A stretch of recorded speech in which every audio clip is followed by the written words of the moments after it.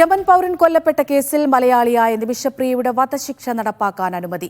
വധശിക്ഷ നടപ്പാക്കരുത് എന്ന ആവശ്യം മേൽക്കോടതികളും ജുഡീഷ്യൽ കൌൺസിലും തള്ളിയതോടെയാണ് തീരുമാനം. യമൻ പൗരന്റെ കുടുംബം മാപ്പ് നൽകിയാൽ മാത്രമാണ് ഇനി നിമിഷപ്രിയയുടെ മോചനം സാധ്യമാവുക. ഷിനോജ് ഷംസുദ്ദീൻ ദുബൈയിൽ നിന്ന് വിവരങ്ങൾ നൽകാനായി ചേരുന്നുണ്ട്. ഷിനോജ്, ദയാധനം ഉൾപ്പെടെയുള്ള കാര്യങ്ങളൊക്കെ മുന്നോട്ട് വച്ചിട്ടുണ്ടായിരുന്നു. പക്ഷേ ഇതൊക്കെ തള്ളുന്ന ഒരു സാഹചര്യമാണ്. ഇപ്പോൾ വധശിക്ഷയ്ക്ക് അനുമതി നൽകിയിരിക്കുന്നു. യാതൊരു പ്രതീക്ഷയും ഇനി മുന്നിലില്ല എന്നാണോ?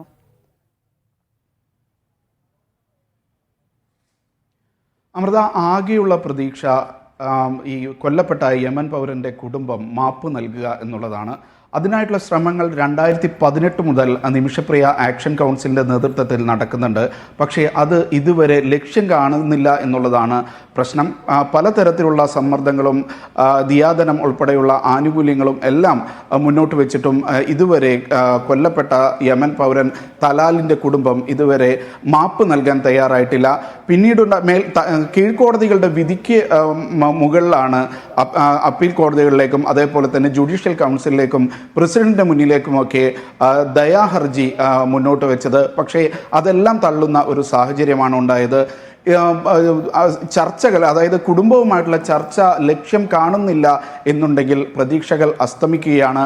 1.5 മാസത്തിനകം നിമിഷപ്രിയയുടെ വധശിക്ഷ നടപ്പാക്കും എന്നുള്ള റിപ്പോർട്ടുകളാണ് ഇപ്പോൾ യമൻ തലസ്ഥാനമായ സനായിൽ നിന്ന് വരുന്നത്. സനയിലെ ജയിലിലാണ് ഇപ്പോൾ നിമിഷപ്രിയ കഴിയുന്നത്.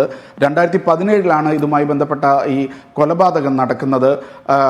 ഒരു ബിസിനസ് പങ്കാളിയായ യമൻ പൗരനെ മരുന്ന് കുത്തിവെച്ച് കൊന്നു എന്നുള്ളതാണ് കേസ്.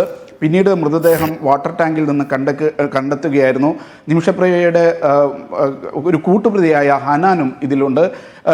ഏറ്റവും ഒടുവിൽ നിമിഷപ്രിയയുടെ അമ്മയ്ക്ക് യമനിലേക്ക് വരാനും മകളെ കാണാനും അവസരമുണ്ടായിരുന്നു എന്നുള്ളതാണ് ഈ കേസ് നടത്തിപ്പിൻ്റെ ഇടയിലുള്ള ഒരു ആശ്വാസകരമായ കാര്യം. അമൃത.